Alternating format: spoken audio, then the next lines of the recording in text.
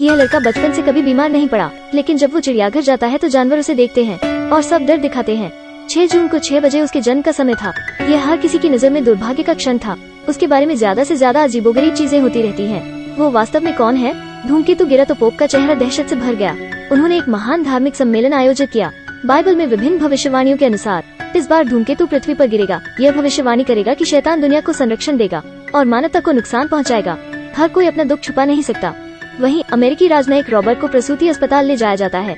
गा के एस्कॉर्ट के तहत उसकी पत्नी जन्म देती है, लेकिन जब वो डिलीवरी रूम में जाता है, एक पुजारी है जो लंबे समय से दरवाजे पर इंतजार कर रहा था। वो रॉबर्ट को बताता है कि उसका बच्चा अभी पैदा हुआ मर गया है। जूलिया आराम कर रही थी, इसलिए उसे अभी पता नहीं चला था। यह हमला रॉबर्ट को बहुत उदास करता है। हालांकि असली दर्द अभी उसे आना बाकी था। जूलिया का गर्भाशय क्षतिग्रस्त हो गया था और वो अब गर्भवती नहीं हो पाएगी। यह जानकारी रॉबर्ट को एक और झटका देती है, लेकिन पास्टर भी उसे एक स्थान देता है। वो ही को दूसरे कमरे में ले जाता है। वहाँ एक नवजात शिशु था। उसका भी वही हश्र था जो उसके बेटे का था। जन्म देने में कठिनाई के कारण उनकी माँ का निधन हो गया। अब वो अनाथ था। शायद यह भी किस्मत है। पादरी को उम्मीद थी कि रॉबर्ट उसे अपना सकता है। अपने बच्चे की परवरिश करना पत्नी का सपना था। रॉबर्ट अपने बेटे को आखिरी बार देखने के लिए कहता है। उसे पादरी द्वारा इस आधार पर निकाल दिया जाता है कि वो जीवित लोगों के लिए प्रेम छोड़ना चाहता है। ठीक वैसे ही रॉबर्ट बच्चे को पकड़ता है। वो पत्नी के सामने आता है जो अभी अभी उठती है। वो उसका नाम डेविड रखते हैं। उसे सारा प्यार दो लोगों की देखरेख में डेविड दिन ब दिन स्वस्थ होता जाता था। एक के बाद एक अच्छी चीजें आती हैं। रॉबर्ट के वरिष्ठ को ब्रिटिश राजदूत के रूप में पदोन्नत किया गया और उन्हें डिप्टी एम्बेसडर के रूप में भी नियुक्त किया जाता है। युगल उत्साह से एक दूसरे को गले लगाते हैं। हालांकि इंग्लैंड के रास्ते में एक अजीब कार दुर्घटना ने उसे मौके पर ही मार डाला। उप राजदूत रॉबर्ट आसानी से सबसे कम उम्र के राजदूत बन गए। पूरा परिवार एक बड़े घर में चला जाता है। यह एक मजेदार बात है, लेकिन रॉबर्ट खुश नहीं था। ऐसा नहीं था कि वो पदोन्नत होने के लिए अन्य लोगों की मौतों पर भरोसा करना चाहता है। 2 साल बाद डेविड अब 5 साल का है। वो उसके लिए एक भव्य जन्मदिन की पार्टी रखते हैं। जिन लोगों को भाग लेने के लिए आमंत्रित किया जाता है वो न केवल मशहूर हस्तियां हैं, बल्कि समाचार पत्रों के पत्रकार भी हैं। नानी द्वारा डेविड को जूलिया को देने के बाद वो घूमती है और एक काला कुत्ता पाती है। वो उसे घूरता है। नानी जादू की चपेट में लगती है और सीधे छत पर चढ़ जाती है। वो वहाँ अपने गले में रस्सी के साथ खड़ी थी। उसके चेहरे पर एक खुश मुस्कान के साथ वो डेविड पर चिल्लाती है, यह सब तुम्हारा झूठ है। फिर नीचे कूदती है। इस सीन को एक रिपोर्टर ने कैद कर लिया था। सभी मेहमान भी इस दृश्य से डरे हुए हैं, चिल्ला रहे हैं और भाग रहे हैं। रॉबर्ट ने तुरंत अपने बेटे को दिलासा देने के लिए गले लगाया। वो नहीं जानता कि डेविड न केवल डरा हुआ है, लेकिन वो कुत्ते पर भी हाथ हिलाता है। यह विनाशकारी जन्मदिन की पार्टी जल्दी ही सुर्खियों में बदल जाती है। रिपोर्टर ने पहले पल को कैद किया था। रॉबर्ट द्वारा गलती से मारा गया है। उसे सक्रिय रूप से मुआवजा दिया जाता है। रिपोर्टर कुछ भी नहीं दिखाता है, भले ही रॉबर्ट उस पर एहसान करे। दूतावास में जबकि रॉबर्ट और उनके सहायक प्रतिवाद पर चर्चा करते हैं, बस मिलते हैं और कहते हैं कि रॉबर्ट की गलती शैतान को गुस्सा दिलाना है। वो अंत में सब कुछ खो देगा। रॉबर्ट इस बारे में ज्यादा परवाह नहीं करता, पर जब वो मुकर जाता है, वो कहता है कि उस वर्ष उसने अस्पताल में डेविड के जन्म को देखा था। वो यहाँ अपनी गलती का प्रायश्चित करने आया है। यह शब्द रॉबर्ट को घुमा देते हैं। वो कहता है कि डेविड की माँ एक जंगली कुत्ता थी। यह निराधार शब्द रॉबर्ट को बहुत गुस्सा दिलाते हैं और वो उसे विदा करता है। नानी की मौत के कारण जोड़े को एक नई नानी खोजने की जरूरत थी, लेकिन इंटरव्यू के एक दिन बाद भी जूलिया को सही व्यक्ति नहीं मिला। इस समय बेई नाम की एक चाची खुद को नामांकित करती है। भले ही वो साक्षात्कार सूची में नहीं है, फिर भी वो उसे आजमाना चाहते हैं। आंटी बेई की मित्रता और शान उन्हें बहुत प्रसन्न करती है। वो तुरंत उसे काम पर रखने का फैसला करते हैं। अगले दिन परिवार शोक समारोह में शामिल होने के लिए आराधनालय जाने का फैसला करता है, लेकिन वो आराधनालय के जितना करीब आता है, दाऊद का रवैया उतना ही अजीब होता जाता है। अचानक डेविड पागल हो जाता है और जूलिया पर हमला करना शुरू कर देता है। रॉबर्ट ने अपने बेटे को कसकर पकड़ा। जूलिया के माथे से खून बहने लगा। ऐसा लगता था कि स्पष्ट रूप से सार्वजनिक उपस्थिति के लिए उपयुक्त नहीं है। उन्हें वापस जाना पड़ा। डेविड धीरे धीरे शांत हो जाता है। एक महिला की छठी इंद्रिय के आधार पर जूलिया डेविड की जांच के लिए एक डॉक्टर खोजने का सुझाव देती है। वैसे भी जब से वो पैदा हुआ है, डेविड कभी बीमार नहीं हुआ। यह स्पष्ट रूप से एक सामान्य घटना नहीं है, लेकिन रॉबर्ट सोचता है कि जूलिया बहुत ज्यादा सोचती है। दरअसल उसे अपनी पत्नी के एक्सपोज होने का डर रहता है कि यह बच्चा उनसे पैदा नहीं हुआ। रात में रॉबर्ट अपने बेटे को सोते हुए देखने आता है। वो कमरे में एक काला कुत्ता पाता है जो अपने दांतों को काट रहा है और उस पर गुर्रा रहा है। काला कुत्ता बी की डांट से शांत हो जाता है। आंटी बे का कहना था कि यह वो कुत्ता उसने और डेविड ने हाल ही में उठाया है, सो वो उसे अपने घर ले गए और डेविड उससे प्रीति रखता है। आंटी बे के अहंकार पर रॉबर्ट थोड़ा नाराज था।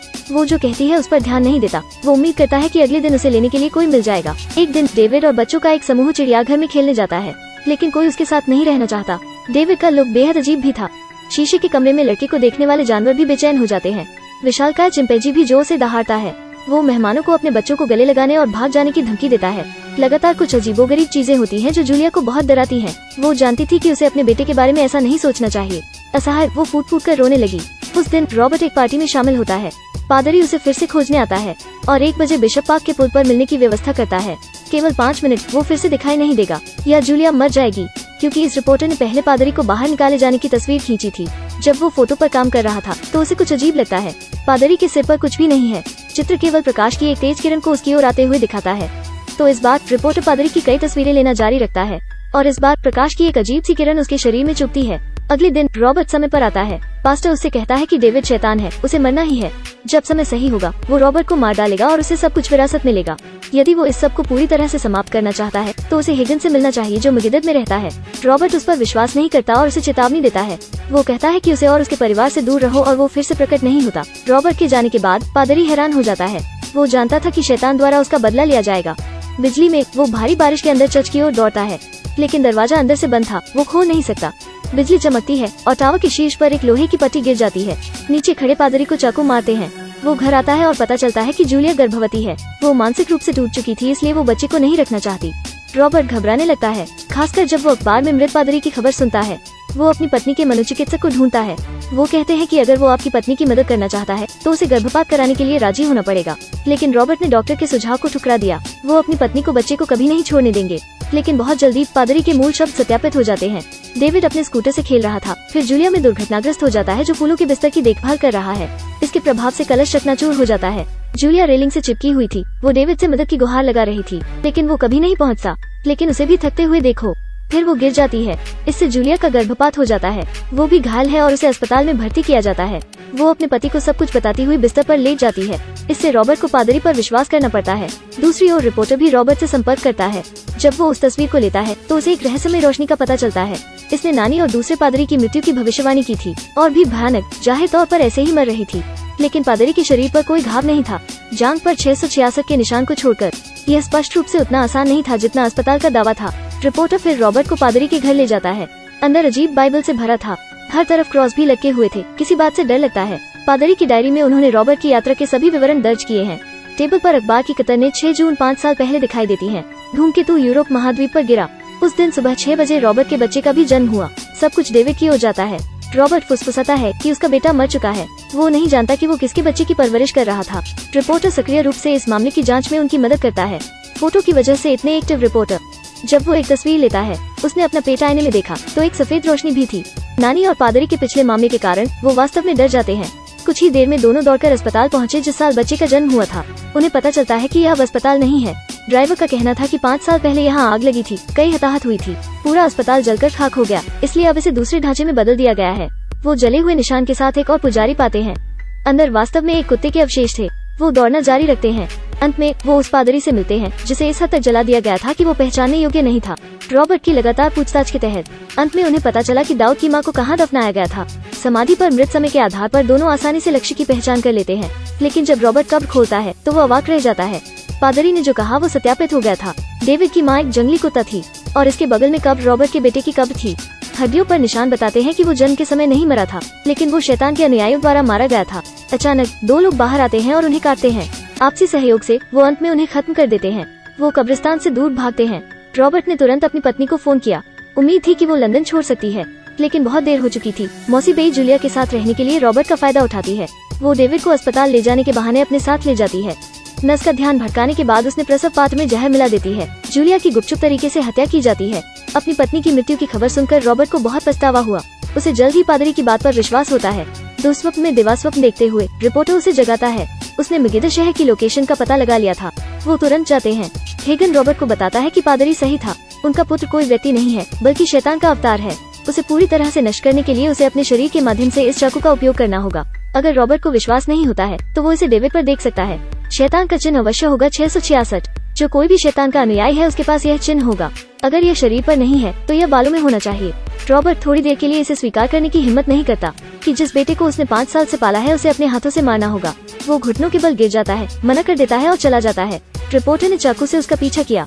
वो रॉबर्ट को वास्तविकता का सामना करने के लिए मनाने की कोशिश करता है, लेकिन रॉबर्ट ने चाकू फेंक दिया। हेगन ने संवेदनशील प्राणियों को मोहित करने के लिए काले ग्रथों का इस्तेमाल किया है। रॉबर्ट को इस पर जिद करते देख रिपोर्टर को खुद ही करना पड़ता है। चाकू उठाते समय छत से एक हथौड़ा गिर जाता है।